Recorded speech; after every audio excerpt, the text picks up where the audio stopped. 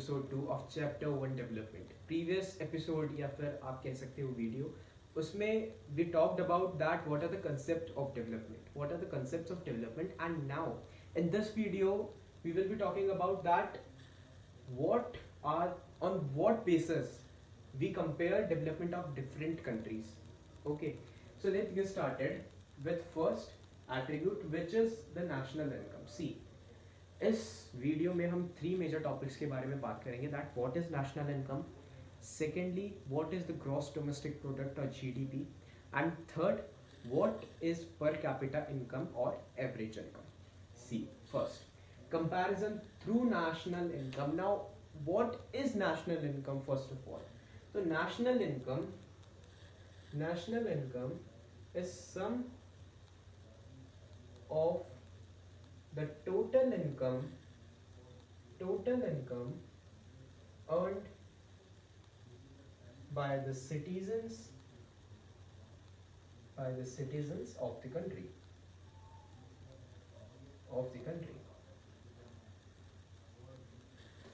This is national income की कितना एक कंट्री में रहते हुए एक सिटीजन, जो टोटल सिटीजन होते हैं, सम ऑफ ऑल रेजिडेंट्स, वो कितना कमाते हैं, that's national income. Second, income is considered to be one of the most important attribute. अब यहाँ पे एक चीज समझने की बात है. बच्चे जो स्टूडेंट्स होते हैं वो उसको गलत एज्यूम कर लेते हैं that it is the best attribute, कि अगर कोई कंट्री है या फिर कोई भी रीजन है जहाँ पे हायर इनकम है, यानी उसकी नेशनल इनकम बहुत हाई है, तो ज़रूरी नहीं है कि वो कंट्री बेस्ट होगी, हर चीज़ में बेस्ट होगी. नहीं. For example middle east countries, आप मिडल ईस्ट कंट्रीज में जाइए, आप देखेंगे वहाँ पे जो स्ट्रक्चर है वो बहुत वेल डेवलप्ड है, क्योंकि वहाँ का इनकम हायर. बट वहाँ पे कुछ जगह, कुछ सर्टेन रीजन पे वो कंट्रीज भी लैक करती है. फॉर एग्जाम्पल लिटरेसी रेट कम है वहाँ का, तो it is the best attribute, but it does not means that only comparing is done on income basis. So next is higher income means developed countries. Yes, it is true that जितनी higher income होगी एक country की, वो उतना ही developed होगा. Income higher होगी तो वेल कंस्ट्रक्टेड और डेवलप्ड जो स्ट्रक्चर होगा वो कंट्री का, वो फॉर्म होगा. ठीक है. Next, higher income means more of all the things a human being need.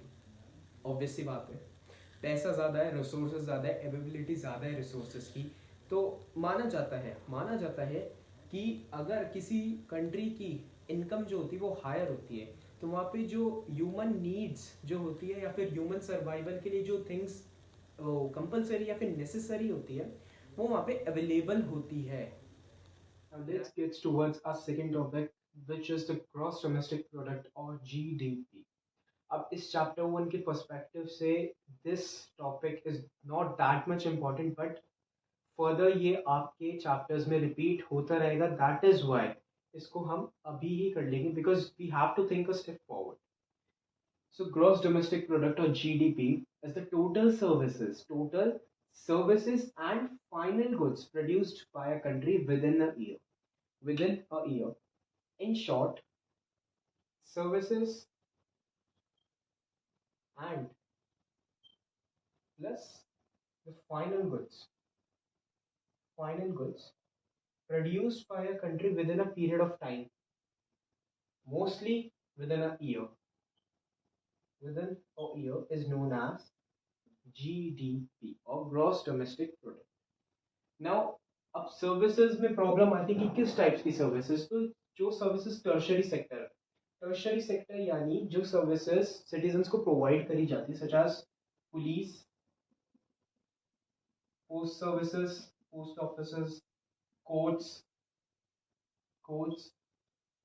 Company such as BSNL etcetera.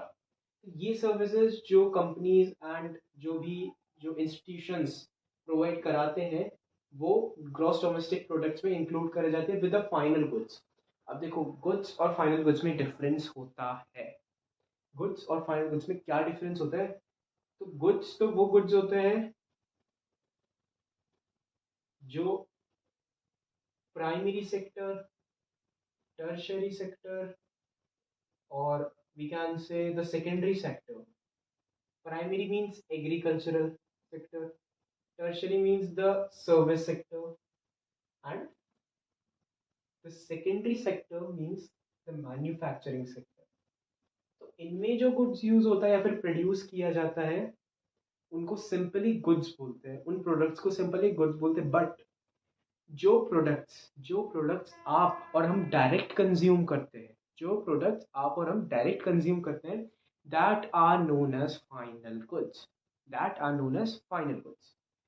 The total services and final goods produced by a country within a year is known as gross domestic product. इस topic के बारे में हम further और detail में बात करेंगे next chapters में. अभी के लिए इतना जानना आपके लिए सफिशिएंट है. So let's get towards our second topic, capita income. Now before proceeding मैं आपको बता देना चाहता हूँ that per capita income is also known as average income. Average income तो आपके पास कभी भी एग्जाम में आ जाए that what is average income और per capita income, then both are same. Now अब इसका फॉर्मूला क्या होता है? So per capita income equals to the total income of the country divided by total population. जितनी इनकम कंट्री की generate की जाती है डिवाइडेड बाय उसकी टोटल पॉपुलेशन से हम डिवाइड कर देते हैं. और इसका कंपैरिजन कौन करता है? वो करता है वर्ल्ड बैंक. वो कौन सी इंस्टीट्यूशन है? World bank. ये 1 मार्कर एमसीक्यू में आपसे पूछा जा सकता है. नाउ जिन कंट्रीज की average income $12,056 per annum means yearly जितनी है या फिर उससे अबव है, तो they are called rich countries, they are called rich and developed countries. But जिन कंट्रीज की जो एवरेज इनकम 955 पर एनम यानी $955 पर ईयरली यानी ईयरली कम है, इतनी है या फिर उससे ज़्यादा कम है, तो वो पुअर कंट्रीज के अंदर आते हैं. तो पर कैपिटा इनकम से आपको ज़रूर एक क्वेश्चन आएगा. मैं अभी श्योर हूँ, आई एम डैम श्योर कि एक क्वेश्चन तो ज़रूर आता है हर साल.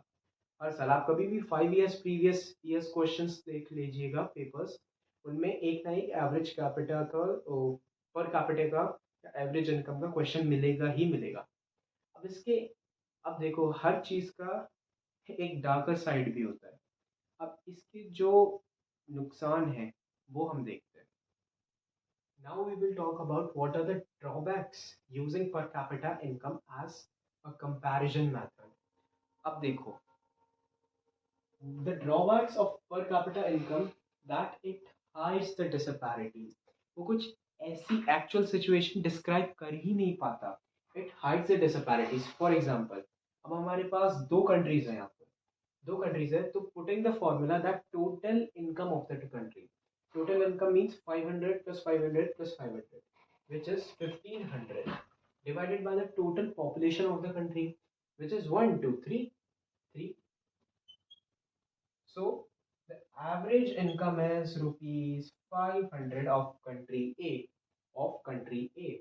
Now country B, अब country B पर आओ.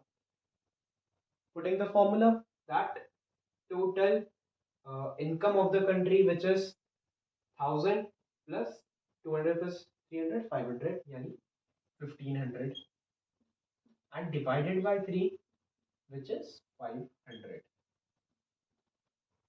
अब देखो इनमें क्या डिफरेंस नजर आ रहा है.